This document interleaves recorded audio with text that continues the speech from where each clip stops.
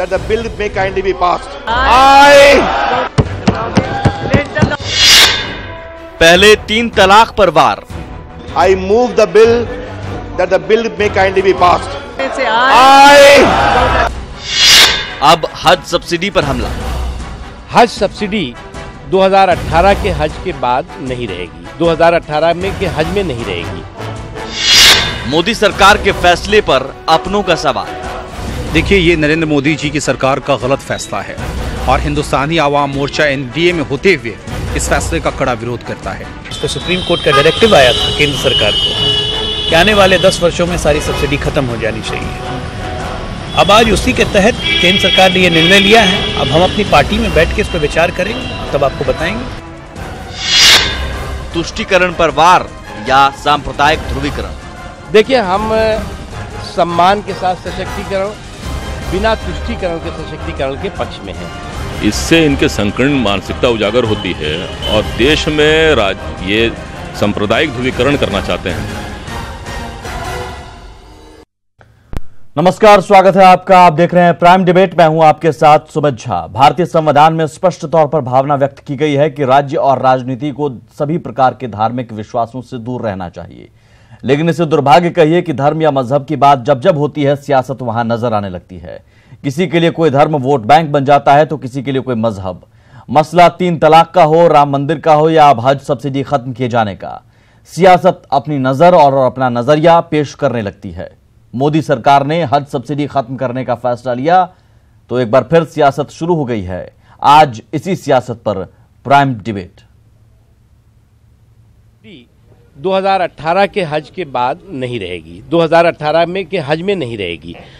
जो हज सब्सिडी थी, उस हज सब्सिडी का जो समाज के शैक्षणिक सशक्तिकरण में इस्तेमाल होगा, खासतौर से लड़कियों, बच्चियों के, लड़कों, महिलाओं के शैक्षणिक एजुकेशनल एम्पावरमेंट के लिए उसका इस्तेमाल किया जाएगा।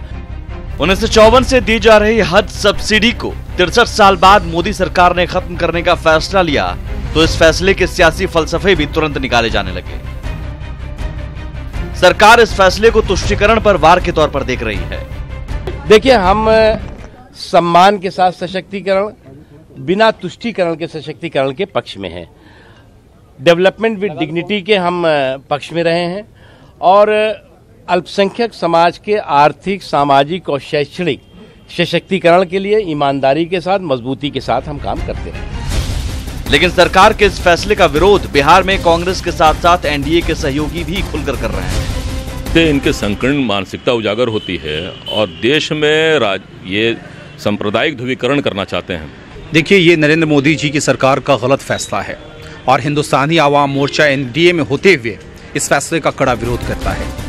वहीं कांग्रेस ने बीजेपी के साथ मिलकर सत्ता चला रहे नीतीश कुमार से इस फैसले पर सवाल पूछा है। हालांकि नीतीश की पार्टी जेडीयू इस मसले पर कुछ भी बोलने से परहेज कर रही है।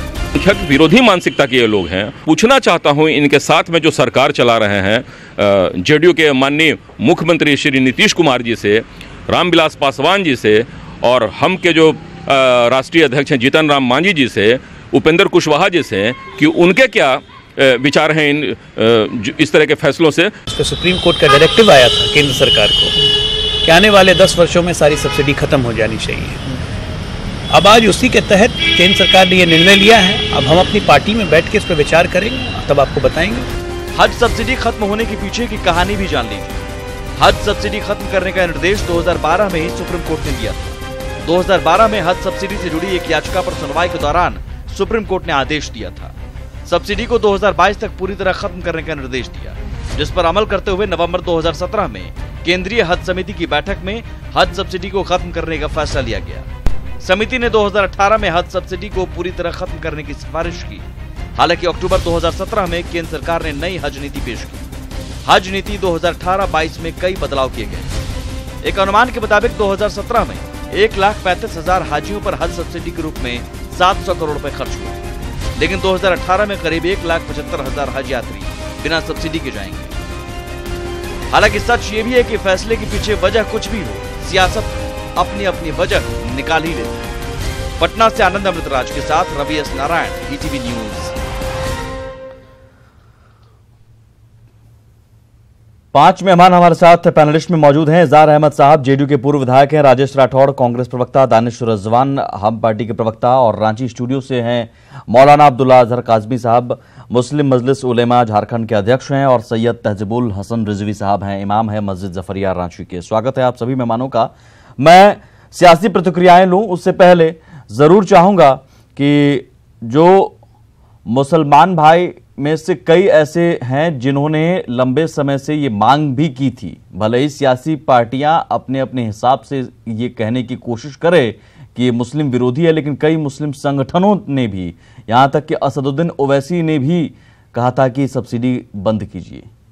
तो ऐसे में अजहर काज़मी साहब, ये फैसला आप इसका स्वागत करना चाहेंगे या फिर आप इसे मानते हैं कि एक ध्रुवीकरण की कोशिश है, मजहब के मामले में जो एक रियायत दी जानी चाहिए वो रियायत जारी रखना चाहिए?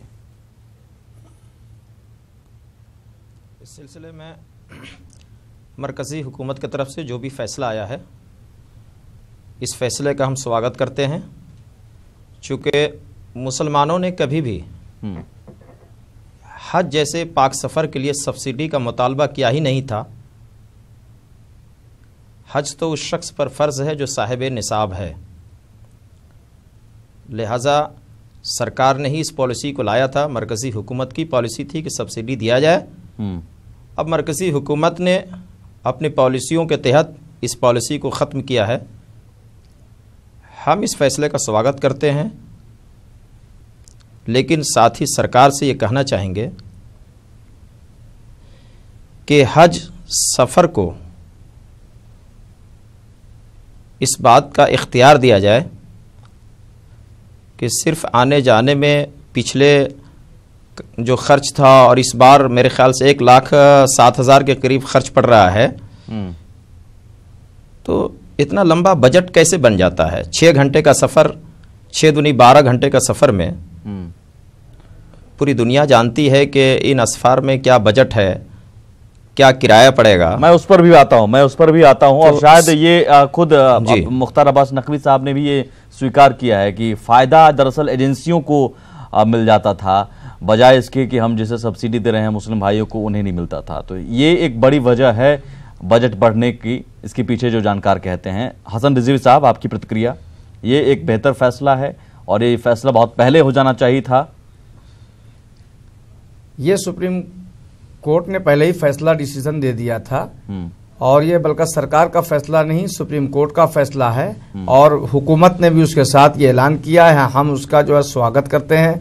और चूंकि ये हज पर किसी की भी मदद हमको नहीं चाहिए, और अल्लाह जब साहिब इस्तिताअत बनाता है तभी सुमित जी लोग हज पे जाते हैं, वरना कोई ऐसे हज पे नहीं जाता।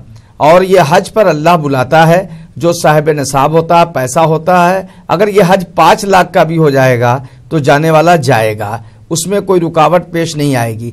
मगर बहरहाल हज के नाम पर हिंदुस्तान में लूट मची थी, अब जो लूट ख़त्म हो जाएगी।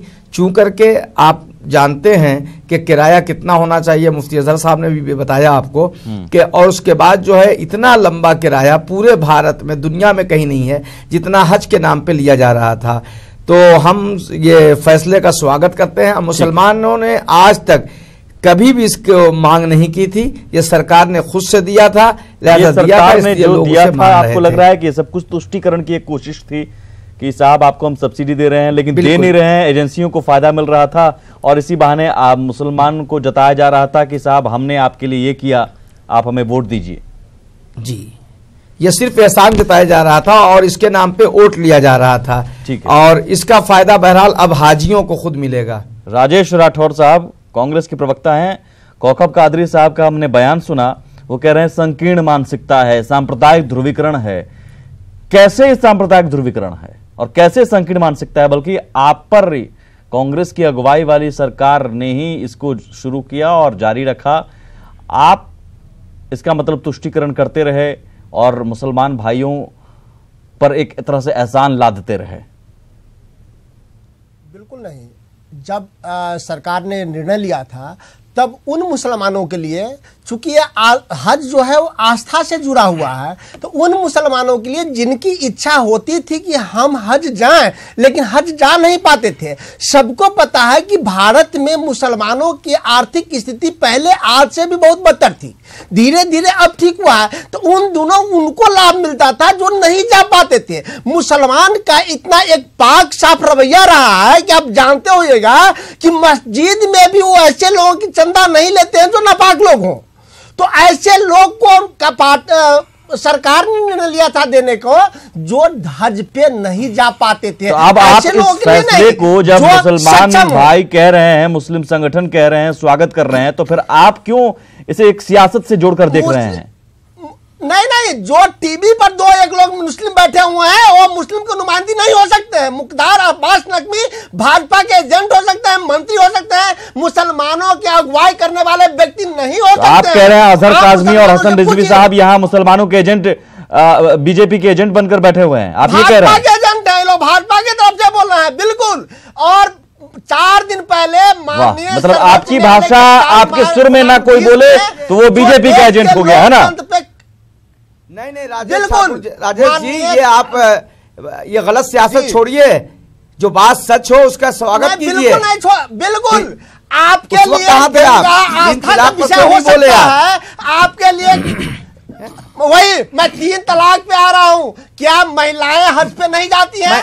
जो अबला महिलाएं हैं मैंने 11 बार बात की है, मैंने 11 बार किया है, उत्तर प्रदेश 11 बार किया है। आपको मालूम होना चाहिए हज के नाम पे क्या मिलता था, गवर्नमेंट क्या पैसा लेती थी, क्या उसी सवाल पर राजेश राठौर जी, मैं बाकी मेहमानों के पास जाऊं, आपसे मैं पूछता हूं सब्सिडी। एक सेकंड सवाल कर सकते हैं, एक सेकंड उस पे कितना किराया है? एक सेकंड, कितना किराया है? मुसलमानों के ओहो राजेश जी, आप मुसलमानों की इतनी चिंता करते तो आज भी मुसलमानों की दुर्दशा नहीं होती। आप कह रहे हैं बहुत अमीर हो गए मुसलमान, आप ये मानने लगे अचानक? लेकिन सिर्फ ध्रुवीकरण करने के लिए माननीय सर्वोच्च न्यायालय के न्यायाधीशों ने जो प्रेस कॉन्फ्रेंस करके देश के लोकतंत्र पे खतरा बताया है, अच्छा, उससे ध्यान। तो फिर इसका मतलब राजेश राठौर जी, एक सेकंड, मैं बाकी मेहमानों के पास जाऊं, मेरे सवाल का जवाब दीजिए। सुप्रीम कोर्ट को तो मानते हैं ना? मानते हैं कि नहीं? मानते हैं। सुप्रीम कोर्ट ने 2012 में यह निर्देश दिया था, आपकी ही सरकार थी, कि 2022 तक चरणबद्ध तरीके से सब्सिडी खत्म की जाए। तो सुप्रीम कोर्ट भी ध्रुवीकरण कर रहा है। इस साल उत्तर प्रदेश, सुप्रीम कोर्ट ने भी तब ध्रुवीकरण किया था। प्रदेश सरकार, इसी साल उत्तर प्रदेश सरकार, आप मुझे बताइए राजेश राठौर साहब, सुप्रीम कोर्ट भी क्या ध्रुवीकरण कर रही थी? नहीं, आप उत्तर प्रदेश में अजीत जोगी की सरकार है, इसी साल अजीत जोगी कहा, योगी आदित्यनाथ और कैलाश मानसरोवर यात्रा के लिए पैसा देने की बात की। आपको जो पूछ रहा हूं उसका जवाब अगर आ जाए तो मैं आपके पास आता हूं, ठीक है?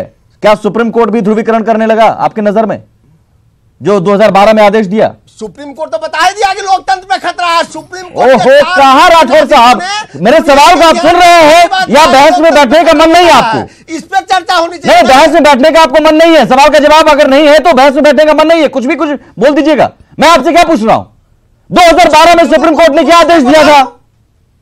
क्या वो ध्रुवीकरण कहा था? सुप्रीम कोर्ट ने कहा था कि आहिस्ते आहिस्ते उन सब्सिडियों को समाप्त करना चाहिए जिसकी तो खत्म, आहिस्ता आहिस्ता खत्म हो रहा है, तो ये ध्रुवीकरण है। लेकिन आहिस्ता आहिस्ता में मुसलमान और संख्यक सबसे पहले आपको आ गया, उससे पहले दूसरा नहीं आ रहा है क्या? देश के अबला नारी आपको आ गई। राजेश राठौर साहब, मुझे लगता है कि ये आपके बगल में बैठे हुए हैं अजहर काज़मी साहब और हसन रिजवी साहब, न्यूट्रल हैं, सियासत से इनका लेना देना नहीं है। एक अध्यक्ष मुस्लिम मजलिस उलेमा के हैं और एक इमाम हैं। अगर आप उन पर कह सकते हैं कि बीजेपी के एजेंट हैं, अगर वो बोलते हैं कि ये फैसले का स्वागत हम करते हैं, तब तो सियासत के लिए आप किसी को कुछ भी कह सकते हैं। दानिश रिजवान, आप मुझे बताइए, आप एनडीए के सहयोगी हैं, फिर भी इसका विरोध क्यों कर रहे हैं, जबकि मुस्लिम संगठन तो स्वागत कर रहे हैं और सुप्रीम कोर्ट ने भी कह दिया था कि इसे खत्म कीजिए। हो गया राजेश राठौर जी, हो गया। देखिए सुमित जी, हम हज सब्सिडी खत्म करने के बारे में जो हमने कहा है, इसमें मैंने कहा है कि संशोधन कर इसको लागू किया जाता। 2012 का जो सुप्रीम कोर्ट का ऑर्डर था जस्टिस आफ्ताब आलम ने जो ऑर्डर दिया था, उस ऑर्डर को जब आप पढ़ेंगे, चूंकि मैं उस वक्त पत्रकार हुआ करता था और मैंने उस ऑर्डर को पूरी तरह से पढ़ा था, उस ऑर्डर में था कि हर साल 10% कटौती करके और 2022 तक इसको खत्म कर देना है। लेकिन उस ऑर्डर में एक और संशोधन था कि फ्लाइट के जो एयर इंडिया के घाटे को भरने के लिए आप 1,35,000 मुसलमानों के सब्सिडी का पैसा लगाते हैं, उनको आप फ्री कर दीजिए कि वो किसी एयरलाइन से जाने को तैयार हो जाए। आज मैं मेक माई ट्रिप के ऊपर में देख रहा था कि अक्टूबर महीने में रियाद का जो टिकट है दिल्ली से, वो कितने रुपए का होता है, तो आप आश्चर्य करेंगे कि वो टिकट 10,000 रुपए में आ रहा था और हम उसका कितना पैसा देते हैं। तो सब्सिडी के नाम पर जो हमें बदनाम किया जा रहा था, उस चीज को भी आज क्लियर करना चाहिए था और हमें ये फ्री, मुसलमानों को ये फ्री देना चाहिए था कि आप ये तय करिए कि आप कौन सी फ्लाइट से जाएंगे। पूछ सकते हैं कि ये सफाई आपने क्यों नहीं दी? मैंने वही कहा है कि आप इस कानून को लागू करते, लेकिन इसमें संशोधन करके लागू करिए। और मैंने नरेंद्र मोदी जी को, अमित शाह जी को और मुख्तार अब्बास नकवी जी को आज चिट्ठी लिखने की भी बात कही है कि हम उनको चिट्ठी लिख करके अवगत कराएंगे कि पहले आप इसमें थोड़ा संशोधन लाइए, उसके बाद इसको लागू करिए, क्योंकि ये कोर्ट का निर्णय है या तुष्टीकरण के खिलाफ है। यह तुष्टीकरण के खिलाफ है। जो कांग्रेस ने आज के 65 साल पहले किया था, वोट बैंक की जो सियासत करी थी, जब देश में डिवाइडेशन हुआ था और मुसलमानों का थोक वोट उनको चाहिए था, तो उन्होंने एक तुष्टीकरण करी थी और उस वक्त भी देश का जो मुसलमान था वो इसके खिलाफ था। हमारे इस्लाम में साफ तौर पे लिखा हुआ है कि हम जब भी हज करने जाएं तो किसी के पैसे की मदद की नहीं होनी चाहिए और जितना भी कर्ज होता है हम उतार कर जाते हैं, किसी भी तरह के लायबिलिटी के साथ हम हज पे नहीं जाते हैं। लेकिन अगर उस हज पे जाने के लिए भी हमको लायबिलिटी दिया खत्म की जाए तो मुसलमानों को तो जो जिस तरह से स्वागत भी कर रहे हैं कई संगठन, आपको भी स्वागत करना चाहिए कि हाँ ये अच्छी बात है। और इस तरह इसके नाम पर जो धांधली हो रही थी, जो एजेंसियों को फायदा जा रहा था, इवन नकवी साहब ने भी कहा कि एजेंसियों को फायदा हो रहा था, वो कम से कम खत्म होगा। वो खत्म कहां हुआ? एजेंसियों को फायदा भी तो हो रहा है ना। एयर इंडिया के जो टिकट्स है, आज भी हम एयर इंडिया से जा रहे हैं। इस साल मेरी मां को भी जाना है हज के लिए, तो उनको तो एयर इंडिया से ही जाना है। हम ये कह रहे हैं कि हम इत्तेहाद एयरलाइन से जाएंगे। आपसे ही हम सवाल करेंगे ना, क्योंकि आप ही बीजेपी के साथ हैं और मेरे ख्याल से बीजेपी वही कह रहे हैं ना, हमने पूछा जाएगा। हमने संशोधन की बात करी है, मांग करा है और हमने कहा है कि आनंद फानंद में इसको लागू नहीं किया जाना था। इसमें संशोधन की आवश्यकता थी और संशोधन करके लागू करते हमें भी अच्छा लगेगा। ठीक है। इजहार अहमद साहब, ये तुष्टीकरण के खिलाफ है या सांप्रदायिक ध्रुवीकरण है? सुमित जी, बहुत बहुत धन्यवाद। आज आपने बड़े ही वाइटल और सब्जेक्ट्स पे बुलाया और नए साल में पहली बार मैं आपसे रूबरू हूँ, इसलिए मैं आपको नया साल का आपके माध्यम से तमाम बिहार के लोगों को मुबारकबाद देता हूँ, ख़ास करके मकर संक्रांति की भी। और आज आपने बहुत ही वाइटल इश्यूज़ पे आज मुझे बुलाया, इसलिए मैं आपका शुक्रगुजार हूँ कि आपने एक उलमा कराम और एक हसन रिजवी साहब और इमाम साहब से की बातें को, उसका हमारे राठौर साहब और दानिश साहब से बातों को सुन रहे थे। मैं बस यही जानता हूं कि तरमीम और हजरत जैसा इन्होंने 2012 की बात कर रहे हैं, मैं जस्टिस आफ्ताब साहब और साथ साथ एक और थे जस्टिस सुप्रीम कोर्ट के रंजन प्रकाश देसाई, ये 11, 28, 609, 11, 33, 190, 11, 33, 217, 11, SLP 28, 609, 11, ये सारे में इन्होंने तो जैसा कि उलमा कराम कह रहे थे, मैं पहले एक बातों को कह लूँ कि ये पहले ही से ये डिमांड था और हज़रत वली रहमानी साहब ने भी कहा था, जो अमीर शरीयत भी हैं, अमीर शरीयत भी हैं सुमित जी और वली रहमानी साहब, और उन्होंने ही कहा था कि भाई हज की सब्सिडी को ख़त्म कर देना चाहिए। एक दूसरी चीज़ की जैसा कि उलमा कराम और इमाम साहब हसन रिजवी साहब ने फरमाया कि हमें कोई जो साहिब कराम होते हैं वही हज करने के लिए जाते हैं। तो दो बातें इसमें सुप्रीम कोर्ट में इसने कहा। एक तो कहा उन्होंने कि इसे इंस्टॉलमेंट पर, इसे स्टेप बाय स्टेप इस करके तोड़ा जाए, और दूसरी तरफ फिर कुरान शरीफ के भी इन्होंने हवाला देते हुए, कुरान शरीफ का हवाला देते हुए ये जो 2011 का जो हमने नंबर आपको बताया जिस कोर्स के 2000 आपके प्रवक्ता अजय आलोक साहब उन्होंने कहा कि एक सेकंड सुन लीजिए इजहार अहमद साहब, सब्सिडी खत्म करना बेहतर फैसला है। अच्छा पहले मेरी बात सुमित जी ये इसमें कर ले, और ये उन्होंने साफ तौर से कहा कि स्टेप टू स्टेप जो है उसे खत्म करना चाहिए। जेडीयू की नजर में हमारे हजरत उलमा कराम, तो बस ये एक चीज बस यही कर सकता हूँ इसी शेर के साथ कि सियासी गुफ्तगू मत कीजिए, अच्छा नहीं लगता। और रफू पर फिर रफू मत कीजिए, अच्छा नहीं लगता। बहाया कीजिए 2-4 आंसू भी मोहब्बत में, इबादत बेवजू मत कीजिए, अच्छा नहीं लगता।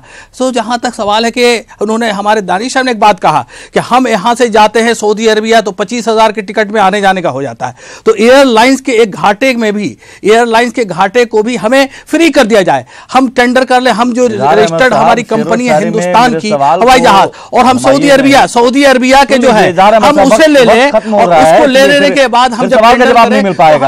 आप या तो बता दीजिए कि अभी जेडीयू कंफ्यूज है, जेडीयू दरअसल कंफ्यूज है क्योंकि जेडीयू को वोट बैंक की सियासत की फिक्र है, इसलिए कुछ अपनी राय नहीं रख पा रही है। मैं यही मानूंगा, मैं यही राय मानूंगा। फिर आप स्पष्ट तौर पर क्यों नहीं कह रहे हैं? हम चले आते हैं और नंबर 1 इजहार अहमद साहब मेरे सवाल सुन रहे हैं आप?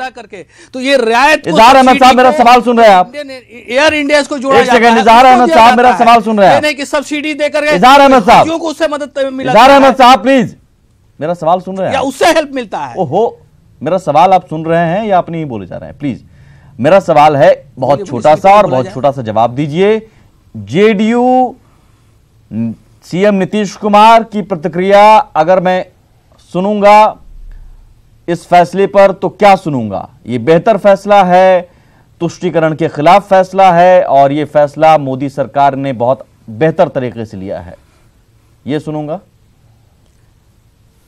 देखिए, मैंने बताया पहले ही, उलमा कराम आपके पास चैनल में बैठे हुए हैं, हसन रिजवी साहब बैठे हुए हैं, आलिमुद्दीन जेडीयू का राय बताइए ना, जेडीयू की राय बताइए ना आप। साहब, हजरत वली रहमानी साहब के बात को भी मैंने बताया आपको, और उसका जस्टिस से जेडीयू की राय पूछने के लिए मैंने यहाँ बुलाया है, मैंने रखा है। और अपनी बात को इजहार अहमद साहब, मुझे लगता है कि जेडीयू, अगर आप यहाँ पर राय नहीं रख रहे हैं तो मैं अभी ये मानूंगा कि जेडीयू वोट बैंक की सियासत के लिए भी कंफ्यूजन की स्थिति में है।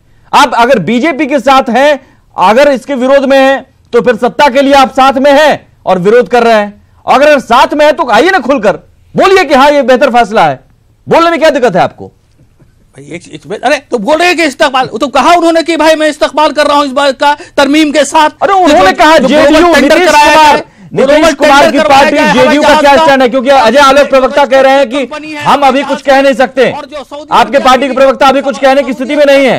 हवाई जहाज के उसको भी इजहार अहमद साहब, मुझे लगता है कि आपकी पार्टी अभी कुछ कहने की स्थिति में नहीं है, असमंजस में है। सत्ता में आप बीजेपी के साथ हैं और मुसलमान भाइयों को आपको लगता है कि नाराज कर देंगे अगर हम इस फैसले का समर्थन कर देंगे, आपको लगता है ये? देखिए यहाँ पर हज का, देखिए सुमीत जी, यहाँ पर हज का मामला है और हज से जुड़ा हुआ सवाल है, और यहाँ पर कोई वोट और सियासत नहीं का सवाल है। यहाँ पर आप मान रहे हैं, आप स्वागत कीजिए ना, सब्सिडी से जुड़ा हुआ मामला है। पहले भी थी, ऐसा ही कहा उन्होंने कि कभी किसी ने, आपके प्रवक्ता अजय आलोक साहब कांग्रेस को क्रेडिट दे रहे हैं कि हमारे उलमाए कराम ने आवेदन, सरकार ने अपने से सब्सिडी दिया, क्रेडिट कांग्रेस को जाना चाहिए। तो मैं ये खत्म करता हूं। बहुत शुक्रिया आप सभी मेहमानों का। सियासत मजहब में घुसी जाती है, ये तय हो गया है। मुश्किल दरअसल नीतीश जी के लिए भी है कि वो क्या करें। अगर इस फैसले का समर्थन करते हैं तो जेडीयू का मानना होगा, क्योंकि अभी तक खुलकर इजहार अहमद साहब प्रतिनिधि के तौर पर और अजय आलोक प्रवक्ता जिनसे हमारे संवाददाता ने बातचीत की, खुलकर कुछ भी कहने से बच रहे हैं। अगर उन्हें लगता है कि मुसलमान भाई नाराज हो जाएंगे तो 2 मुस्लिम संगठन और एक इमाम और एक मुस्लिम संगठन के नेता कह रहे हैं कि हम तो इसका स्वागत कर रहे हैं। ओवैसी जैसे नेता कह रहे हैं कि ये सब्सिडी खत्म हो जानी चाहिए। तो मुझे लग रहा है संकीर्ण सियासत से ऊपर उठने की जरूरत है, तुष्टीकरण के खिलाफ लड़ने की जरूरत है। नमस्कार।